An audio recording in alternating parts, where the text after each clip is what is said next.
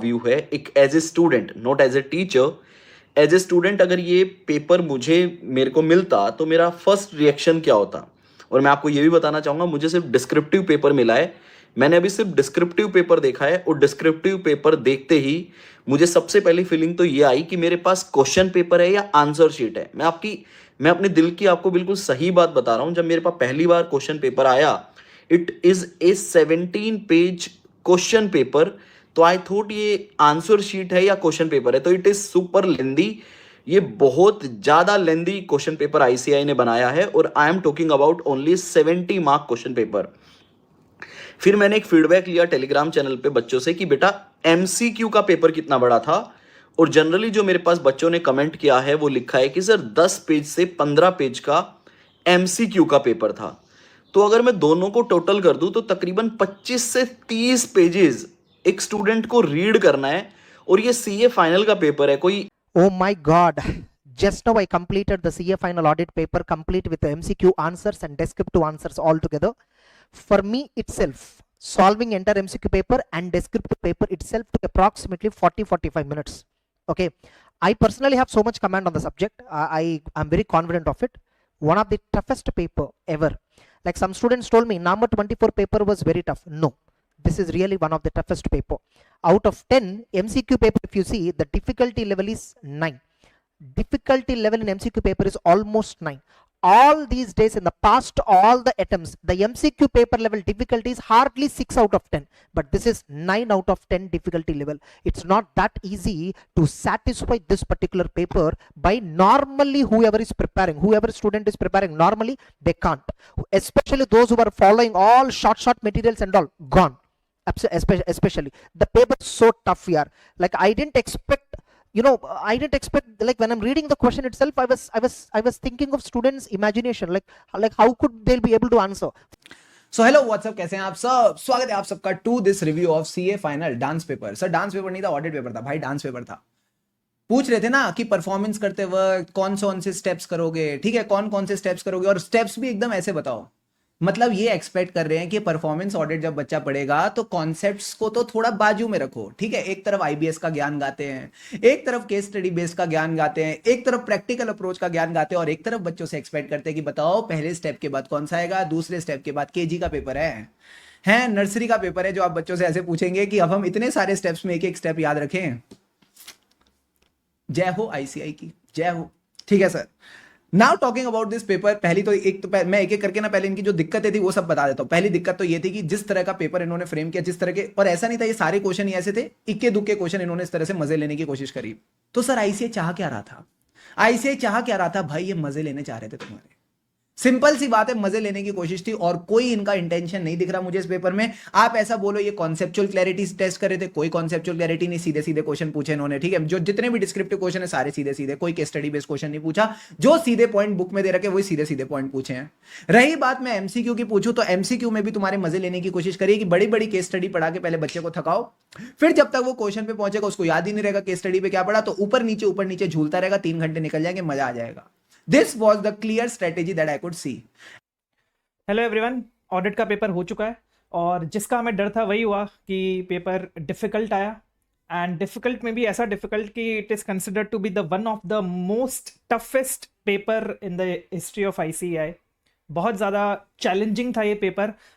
In fact being a faculty मेरे लिए भी बहुत सारे क्वेश्चंस को सॉल्व करना टाइम कंज्यूमिंग था, ले रहा था टाइम, सोचना, दिमाग लगाना पड़ रहा था। और ऐसे क्वेश्चंस मैं समझ सकता हूँ कि जब हम students as an exam hall में देने जा रहे हैं तब हमें कितना प्रेशर होता है हमारे ऊपर, और तब हम ये क्वेश्चंस अगर देखें तो कितना प्रेशर के साथ और कितनी सारी चीज़ों में हम कितनी सारी मिस्टेक्स कर सकते हैं और कितने सारे ब्लफ्स करके आ सकते हैं, सारी चीज़ें हमने देखी। बहुत सारा पैनिक भी है अभी आप लोगों में कि सर ये कैसा गया पेपर, समझ नहीं आ रहा सर कितना लिखा होगा, हो सकता है कि सर फेल ही हो जाएंगे, समझ नहीं आ रहा क्या। नमस्कार दोस्तों, राधे राधे। तो आज के वीडियो में मैं आपके साथ सीए फाइनल May 25 का जो ऑडिट का पेपर हुआ है इसका डिटेल में रिव्यू शेयर करूंगा। साथ में ये भी बताऊंगा कि लास्ट के 1.5 डे में आपको डीटी की प्रिपरेशन किस अकॉर्डिंग करनी है ताकि आप डीटी में ज़्यादा से ज़्यादा स्कोर कर सको, और जो डीटी की मैराथन होने वाली है उसके बारे में भी मैं आपको जानकारी दूंगा। सबसे पहले अपन ऑडिट के पेपर की बात करें May 25 का, तो एक काफ़ी ज़्यादा पेपर टफ आया और काफ़ी लेंदी पेपर भी था। टोटल 36 पेज का ये पेपर था, और लगभग सारे क्वेश्चन न्यू फ्रेम हुए। मतलब जो रिपीटेड टॉपिक्स हैं उनसे कुछ भी नहीं पूछा गया, या जो टॉपिक पहले इंस्टीट्यूट ने पूछ रखे हैं उनसे भी कुछ नहीं पूछा गया। लगभग न्यू टॉपिक पे क्वेश्चन फ्रेम किए गए हैं इस पेपर में। ऐसा पेपर ऑडिट का इससे पहले जुलाई 21 में आया था इस लेवल का, उसके बाद से ऐसा पेपर आया नहीं। वैसे जब आपका FRAFM का पेपर आसान आ गया था उसके बाद लग भी रहा था कि इस बार ऑडिट का पेपर टफ आने का चांस है, जैसे May 24 में हुआ था, लेकिन May 24 का ऑडिट का पेपर भी फिर भी मैनेजेबल था। ये तो उससे भी ज़्यादा खतरनाक पेपर था। गाइज पेपर बहुत बहुत बहुत ज़्यादा डिफ़िकल्ट था। MCQs बहुत ज़्यादा लंबे थे। 15 पेज का MCQ बुकलेट था। बच्चों को एक एक सवा घंटा लग जा रहा था उसको करने के लिए। Descriptive comparatively compare to MCQ better था, but again it was challenging. दोस्तों मैंने वीडियो इसलिए बना रहा हूँ ये बोलने के लिए, सबके साथ डिफ़िकल्ट था। 80-85% बच्चे बोल रहे डिफ़िकल्ट था। It was one of the toughest papers professionally. Hello folks, so आप लोगों की हालत थोड़ी सी खराब होगी ही, बिकॉज जिन्होंने भी May 25 का CA फाइनल का ऑडिट का पेपर दिया है उनको थोड़ा सा बुरा लगा होगा, बिकॉज ICAI ने इस बार क्या करा है कि FR and AFM का पेपर तो बहुत आसान बना दिया था, लेकिन जो ऑडिट का पेपर है वो उन लोगों ने बहुत ही कठिन बना दिया, बहुत ही टफ ऐसा पेपर बना दिया जिसके बारे में बच्चे जो है सोच भी नहीं सकते। कुछ तो ऐसे बच्चे हैं जो स्टार्टिंग के 15 मिनट से ही जो है पेपर सेटर को गालियां देने लग गए। बट देखो ऑफकोर्स मैं मानता हूं कि भाई इस बार का जो ऑडिट का पेपर है बहुत आसान था नहीं। अच्छा, ICAI ने जो है ऐसी जगह से क्वेश्चंस पूछ सके थे जो बच्चे जनरली छोड़ के जाते हैं, जो इवन रैंकर्स भी जो है छोड़ के जाते हैं, बिकॉज कुछ ऐसे टॉपिक्स होते हैं जो किसी भी हालत में आप जो है उनको याद नहीं कर सकते। मैं देख रहा था एक मेटावर्स का क्वेश्चन पूछ लिया था। मैं आपको सच बता रहा हूं कि भाई इवन AIR1 जैसे रैंकर्स भी होते हैं ना, वो भी जो है ये डिजिटल ऑडिट के जो क्वेश्चन है इनको छोड़ के चले जाते हैं, बिकॉज मेटावर्स को कौन कैसे याद रखेगा। भाई अपन जो है CA है, अपन को जो है अकाउंट्स का नॉलेज हो सकता है, अपन को कॉस्टिंग का नॉलेज हो सकता है, लेकिन अपन को IT इंफॉर्मेशन टेक्नोलॉजी का इतना नॉलेज होता नहीं है। तो कुछ ऐसे क्वेश्चंस है, कुछ ऐसे टॉपिक्स हैं जो बहुत रेयर इन लोगों ने पूछे हैं, जो बेसिकली कभी भी पूछ नहीं सकती थी ICAI, वो इन लोगों ने डाल दिए। अब ऑफकोर्स ICAI का जो है बेसिकली पैटर्न ऐसा ही रहता है कि भाई वो क्या करती है, सरप्राइज ही करती है बच्चों को। एंड अगर FRAFM आसान आया था तो अपन को जो है ये तो मानते ही चलना था कि भाई ऑडिट थोड़ा सा मुश्किल आएगा ही। अच्छा, Namaskaram, ladies and gentlemen. This is CS Sudarshan Navnath, and I went through the audit paper, and to be honest, one word, terrible paper, like a tough paper, to be honest. And the terrible paper, I meant the way the paper was drafted. It was drafted in a horrible manner. I think it was some ChatGPT stuff they were using, and the person who was behind the drafting was also, I don't think he's that good at the job he is doing, because just playing the game, like a student has studied at least, if he studies 6 months, at least 1.5 months, 2 months, he is focusing on auditing, and his efforts, you are using just English and length to destroy his efforts, because you can easily set a really good question paper which is tough, which is good, which is like a conceptual paper you set, still people would agree. But setting this kind of a paper of this horrible length and in this kind of a language, I don't think that is a good thing to do. और आज का paper इतना लेंदी आया था, इतना लेंदी था, मुझे MCQ के अंदर इतना टाइम लग गया।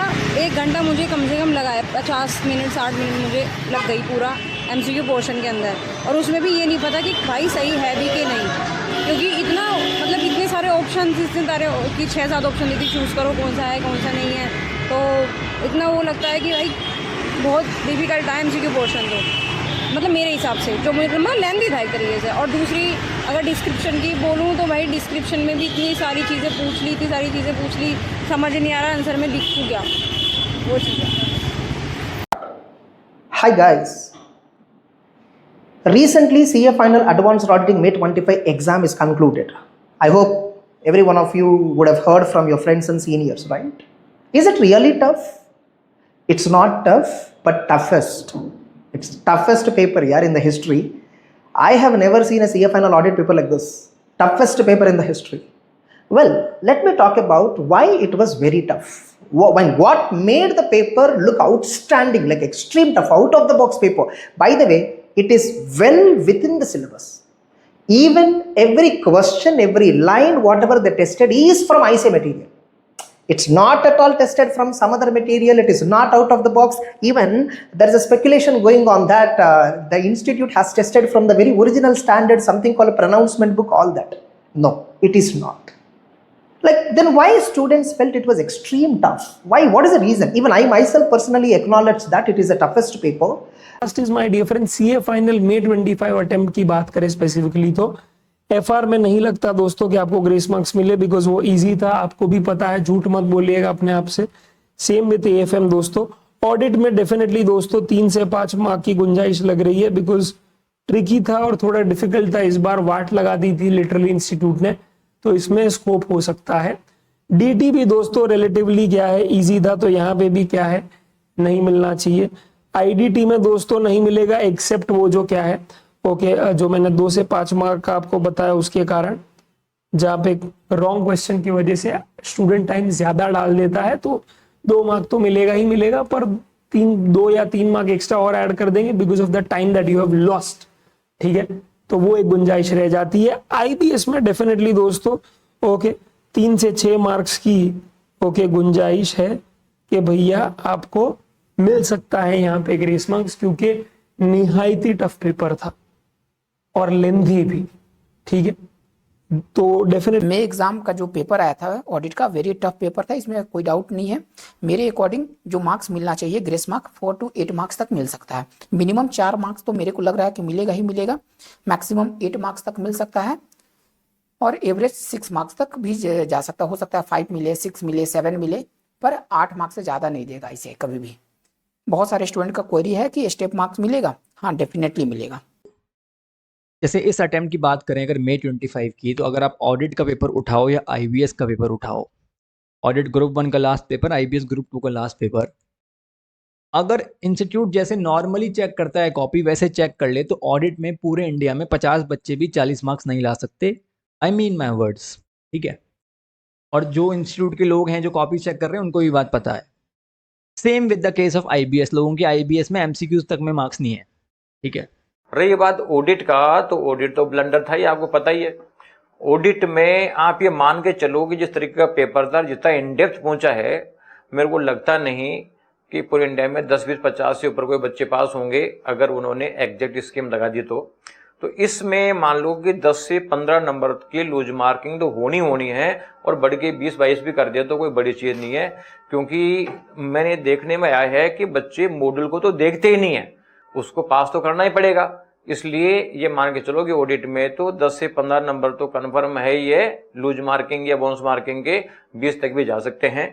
इसके यार एग्जाम तो खत्म हो गए, लेकिन आज का जो ऑडिट का एग्जाम था उसने अच्छे से मतलब जो भी है, पहले लग रहा था कि यार ग्रुप हो जाएगा, पास नहीं हो जाएंगे इस बार तो, मतलब फर्स्ट ग्रुप मेरा निकल जाएगा। बट जब ऑडिट दिया तो मेरे तो होश ही उड़ गए कि मतलब ये क्या आ गया आज, अजीब सा।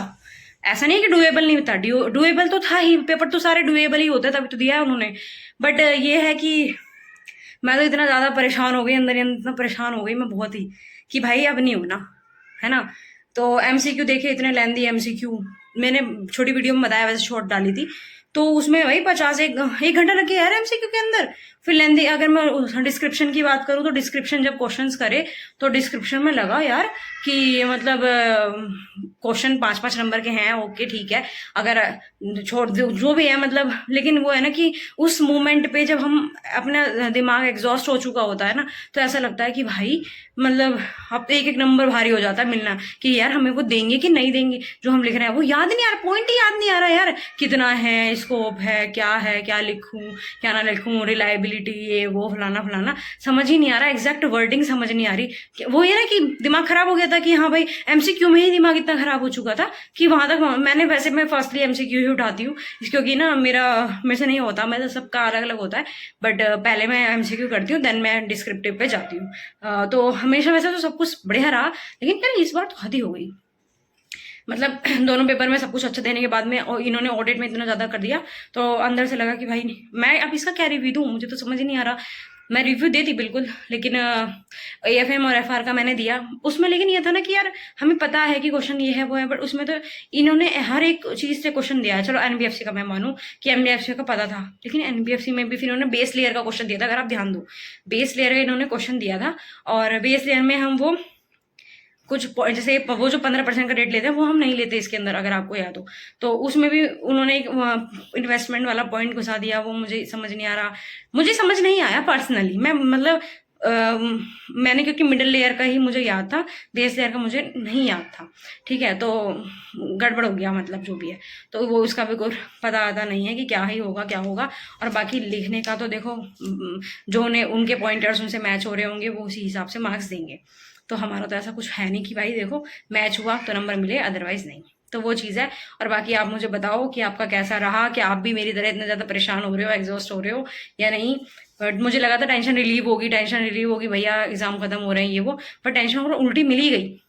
लास्ट डे पे टेंशन इतनी मिल गई कि भाई अब क्या होगा, ये समझ नहीं आ रहा कि कहीं रिजल्ट तो खराब नहीं हो जाएगा।